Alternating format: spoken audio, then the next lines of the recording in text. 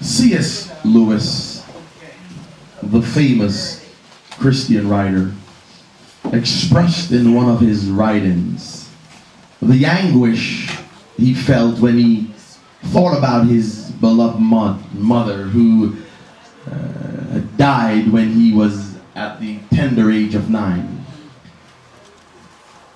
He was in pain when he wrote. A great sadness was upon his heart. He wrote, "With my mother's death, all settled happiness. All that was tranquil and reliable disappeared from my life. There was to be much fun, many pleasures, many stabs of joy, but no more of the old security. It was sea and islands now," he says. But he said the great continent had sunk like Atlantis. In other words, what he was saying is that we might have pockets of joy, but when mama is gone, the continent is gone. Mom is everything. And I can speak to that sentiment. My mom is my everything. My mom's alive, but I don't know what I will do. And my mom is a realist. She loves to talk about it. Wow, I'm so gone. And I laugh, and my brother said, "Mom, don't say that."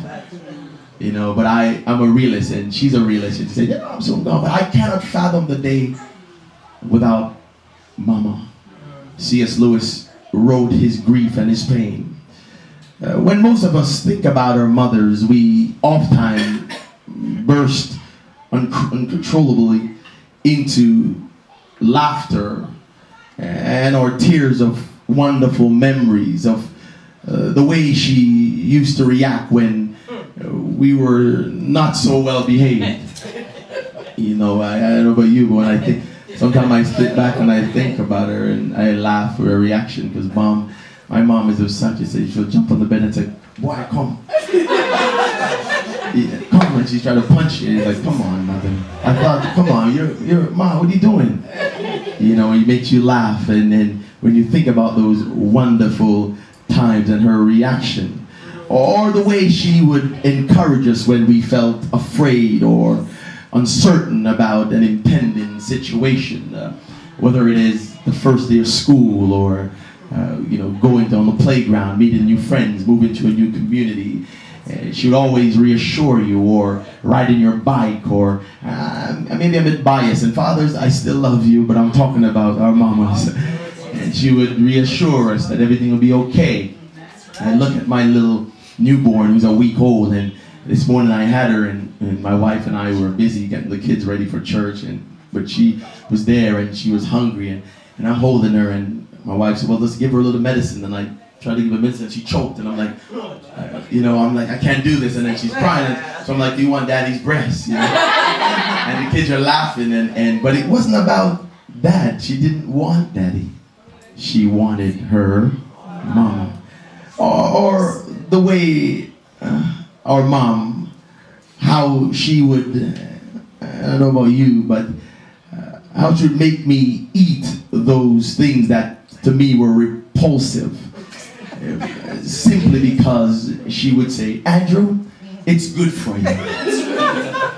And for me, I was repulsed by those things. And you couldn't give me Cersei tea to drink because I hated Cersei tea. And you couldn't give me bitter herbs to drink because I didn't want it. And you couldn't give me, some of the greens to eat because I didn't want the greens. I wanted McDonald's. I wanted, all those wonderful things. And Andrew, listen, it's good for you. And that's my mother. Amen to God. And I know you can relate to me about how mom is. And she tell you it's really good for you. Proverbs tells us that a mother speaks with wisdom, and faithful instruction is in her tongue. When mothers speak, I'm telling you, we ought to listen. Look at the children in the world who are wayward.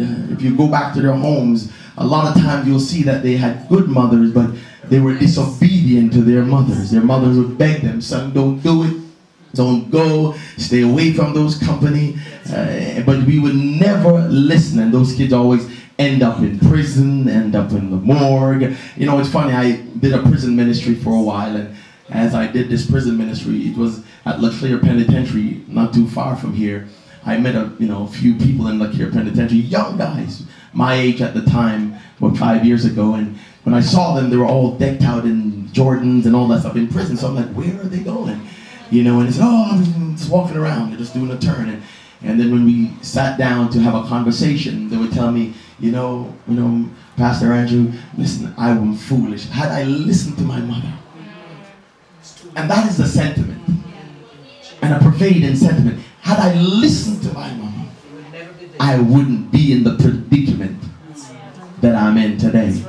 Mothers possess what the Apostle Paul most eloquently defined as charity.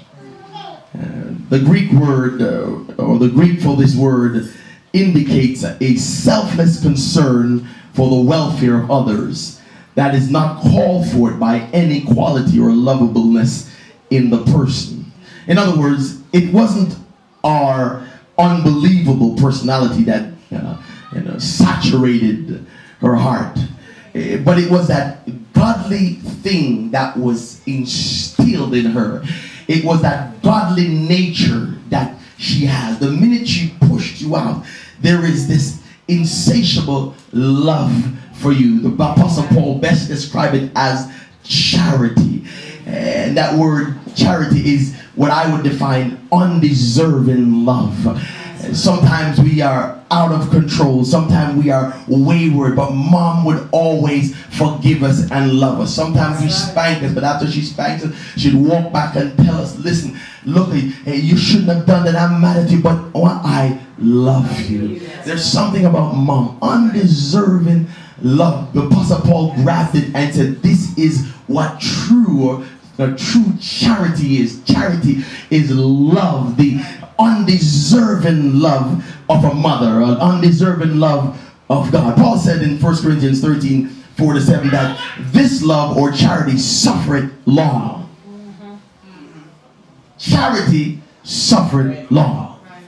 And many times we say we love somebody, but the minute they cross us, hey, good night, Irene. Huh? That's it. But this love that suffered long, somebody say suffered long, speaks to patiently enduring under provocation or irritation. That's right. Amen. When you are angry, you will have patience. Oh God. When you are at the point of no return, you can take that deep breath like mama did. Boy, if you know what good feel. That long suffering that if your mom is gone, you will never find with anybody else. You might be married, your husband, I'm just trying to defend this here.